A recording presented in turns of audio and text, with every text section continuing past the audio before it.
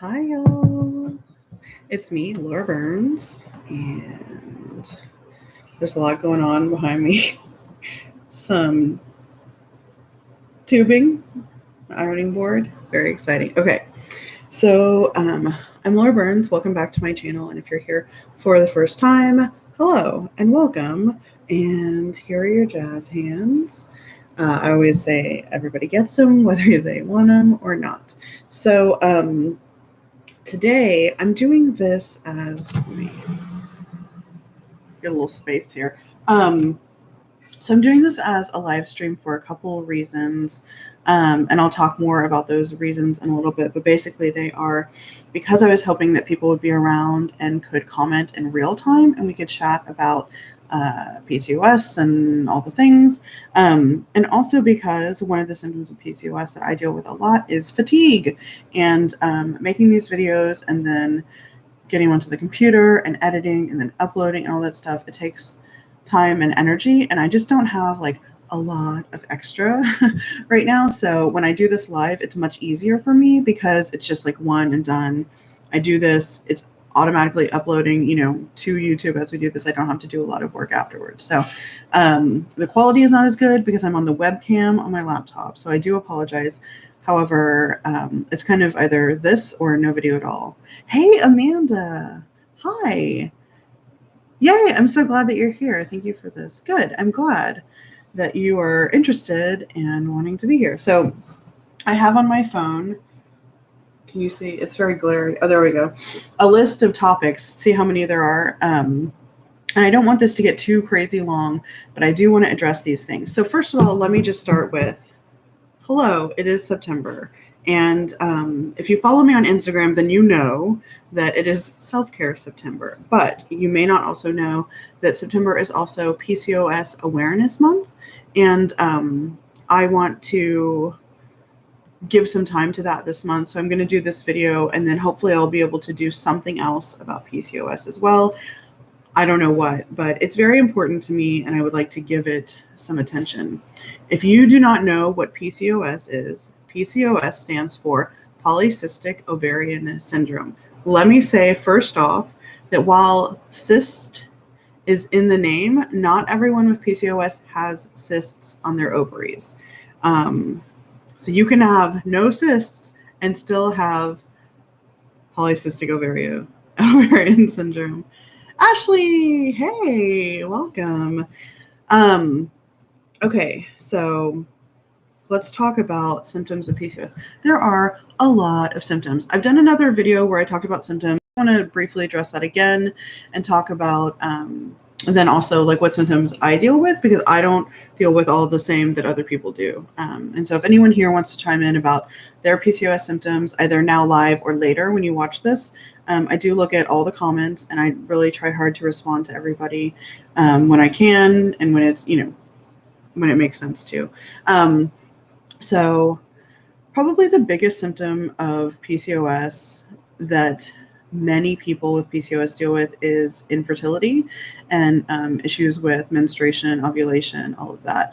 In fact, PCOS is the leading cause of infertility in this country. A lot of people have PCOS. So I'm going to have to sometimes say women. I choose to say people with PCOS because not everyone who has PCOS identifies as a woman. And so I really try to say, I just say people because you don't know anyone's situation. However, sometimes I have to say women. So like, for example, the statistic that I'm going to tell you is that 1 in 10 women has PCOS.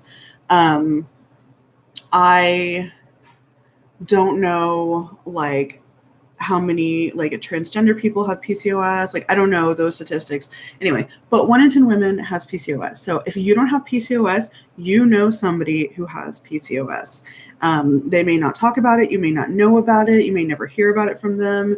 But you guaranteed, if you don't have it yourself, know somebody who has PCOS. And it is a really impactful thing to deal with in your life, because not only do you have symptoms like infertility or a lot of issues with irregular periods and stuff like that. But it affects it affects the whole body. And so something that I have learned is, PCOS, it starts in the brain and it affects all different parts of your body.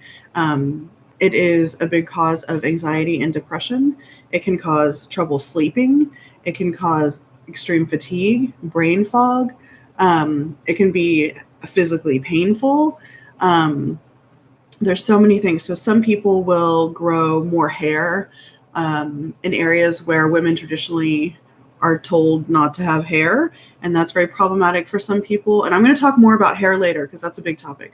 There's some comments. Oh yeah, your friend has PCOS, so you're interested. Good. And part of what I'm going to talk about is how to be an ally to people in your life who have PCOS. So maybe you don't have it, but you want to be a good supportive friend or, family member. Kim, thank you for trying to bring more awareness.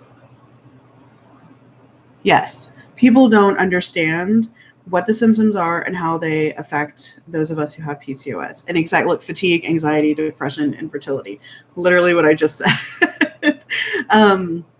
So yeah, okay. I'm going through my checklist. I want to be sure to talk about everything. So my symptoms have to do a lot with depression and anxiety, with very easily gaining weight, and then it's very difficult to take it off. So at various times in my life, have been invested in losing weight.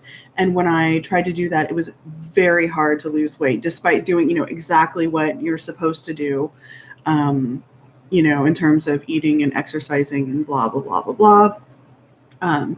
Just the weight doesn't want to come off. At this point in my life, I'm not trying to lose weight. That's not something that is part of my PCOS treatment. So I'm pretty weight neutral. But those people who do have PCOS and are trying to lose weight find it very difficult to lose weight. Yet you gain it like so easily. So I have a long and terrible history with doctors, which is not what this video is about. That's like a whole other thing. But in my life, I have been told by doctors that they don't believe me when I say what I eat, what I exercise, like whatever. They look at me, they look at my weight, whatever, and they say, well, you need to stop eating, so much junk food. You stop, don't go through the drive-through, blah, blah, blah. And then I'll tell them, well, I've been a vegetarian for 25 years, so I don't eat meat. So that's not relevant. So doctors will tell me to stop doing these certain things or to start exercising or to start doing this without even asking me, what are you doing? Because they look at me and they assume that they know. Now that I officially, and I'll talk about this in a second, but now that I officially have been diagnosed with PCOS, I have a little more ground to stand on. I can say, I have PCOS. If you don't know about PCOS, then blah, blah, blah. Easy to gain weight, very hard to lose it. And I say officially because I think that I've had PCOS for really decades, but was never officially diagnosed because I avoided going to the doctor because of the trauma of being a fat person going to the doctor. Oh, and that reminds me, I was recently interviewed for a podcast from Duffy, Dillon, who is a dietitian. She's a no-diet dietitian, and she kind of specializes in PCOS. And hey, Kim, that's okay. Thanks for being here. And she has a podcast, and she interviewed me and other people on the podcast, and that has recently come out. So I am making a note to put a link so that you can find it on iTunes, but I'll put a link. But if I don't write this down, I will forget. Podcast link. Okay. So that's cool. So if you want to hear a little bit more about my personal story and stuff, you can listen to the podcast. And there are 10 episodes in the series that was just released. I'm only one of them. So you can listen to 9 other interviews with people, including Jess Baker, if you know who that is, and Ivy Felicia, and some other people that I don't know them yet, but I'm sure they're great. Okay, so my symptoms, the weight gain, anxiety, depression, and definitely super weird period stuff. And now starting to look at fertility things. I have not gotten very far into that. I only recently decided that that was something that I even wanted to do. And so we're going to see how that goes. I don't have super high expectations. I'm 36. I'm fat. I have PCOS that was unmanaged for a long time. So it could happen, but I'm not getting my hopes up about it. Leah. Oh, hey. I know you. Extremely important to raise awareness. Yeah, exactly. Yes. I'm so glad you're here. Okay. So I do not deal with like the hair symptoms that some people get, or actually a lot of people get, which is usually described as, what do they say? Unwanted, unwanted excessive hair growth. But I have some issues about the way the PCOS community talks about hair. I mean, I have issues with the way the PCOS community talks about a lot of things, and that's on my list to talk about. Anyone else have the experience of having extreme weight gain during times? Yeah, and so yes, Leah. So the question is, if you're not able to match the question, anyone else have experience of having extreme weight gain during times when I go months without periods? So what I have learned, and I can only speak for myself, but I do relate to that. I have learned that when my PCOS is not in balance or is not like on the right path, then I get a lot more symptoms. And one of those symptoms is the weight gain and also the period. So the easiest way for me to tell if my PCOS is like off the rails is if I'm having regular periods or not. And so if your body is telling you eat all the sugar, eat all the carbs, which is another symptom, you know, your body is like giving you those cravings, that's a warning sign. Like, oh, it's not that you have to feel bad for having cravings, but no, okay, my body is trying to tell me something, and it's trying to tell me that my PCOS is not doing its thing. I just lost, oh, here, I lost all the comments for a second.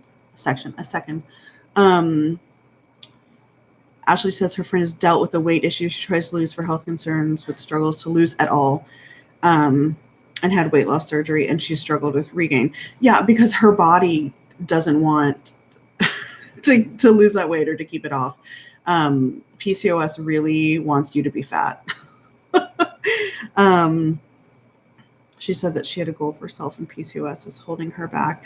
So that's really hard because my reaction to that is like,